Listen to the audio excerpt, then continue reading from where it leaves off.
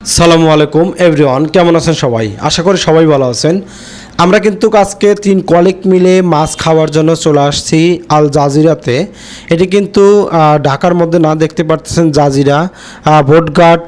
এটি হচ্ছে যে আপনার যদি ঢাকার দিক থেকে বা জুরাইন দিক থেকে আসেন তাহলে আপনাকে আসতে হবে হাসনাবাদ হয়ে বামনগাঁ মোচর থেকে আল জাজিরা পয়েন্টে।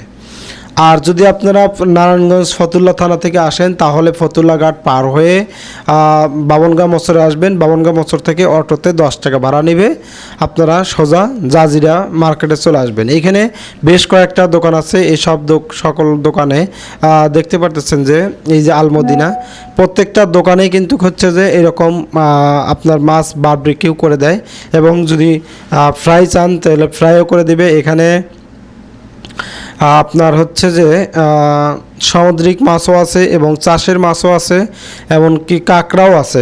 আপনারা এখানে এসে কিন্তু খুব সহজে এবং স্বল্প মূল্যে খেতে পারবেন মাছ বারবিকিউ করে। আর হচ্ছে এইখানে দেখালাম আপনাদেরকে যে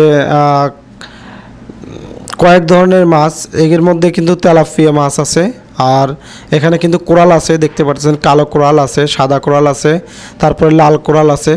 তো এই কয়েকটা মাছ পাবেন, আর টুনা মাছ আছে।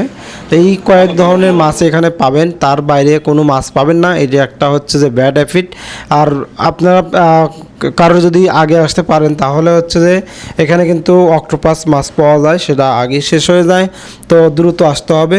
আর টাটকা মাছ খাওয়ার জন্য একটু সকাল সকাল যদি আসেন তাহলে সেটা আরও ভালো হয়, কারণ আপনার যত পরে আসবেন ততই মাছগুলো আসলে নষ্ট হতে থাকে, তখন একটা গন্ধের আবির্ভাব হয়।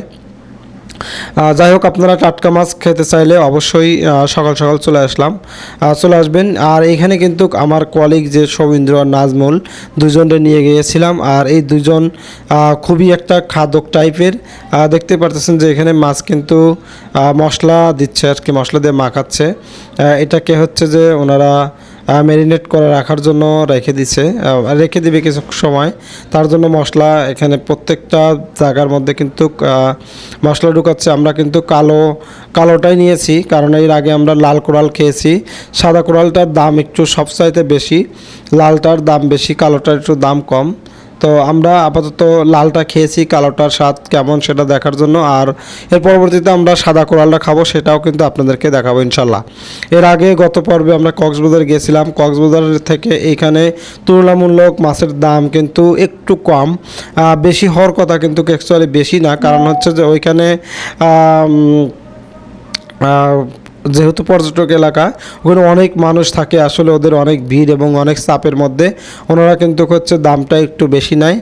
আর আপনারা যদি এখানে আসেন সেক্ষেত্রে এখানে তেমন খুব একটা ভিড় নাই, বেচাকেনা খুব একটা বেশি নাই, যে কারণে এরা বাজার মূল্য কিন্তু খুবই কম। তো কয়েকটা দোকান আছে, আমরা কিন্তু বেশ কয়েকটা দোকান যাচাই বাছাই করছি এবং দাম নিয়ে বার্গেটিং করেছি।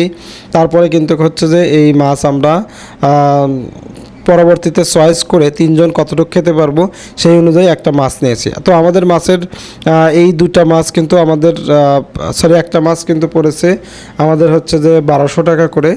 তো আসলে এই একটা মাছ আমরা 1200 টাকাতে নিয়ে আমাদের লাভ হয়েছে। 3 জন মানুষ অনেক সুন্দর মতো কিন্তু খেতে পেরেছি, তৃপ্তি মতে। তো কোনো রকম আমাদের কিন্তু এরকম ব্যাঘাত ঘটে নাই। তবে এখানকার মাছের স্বাদটা অনেক সুন্দর, তবে এক এক দোকানে কিন্তু এক এক ধরনের মশলা ব্যবহার করে।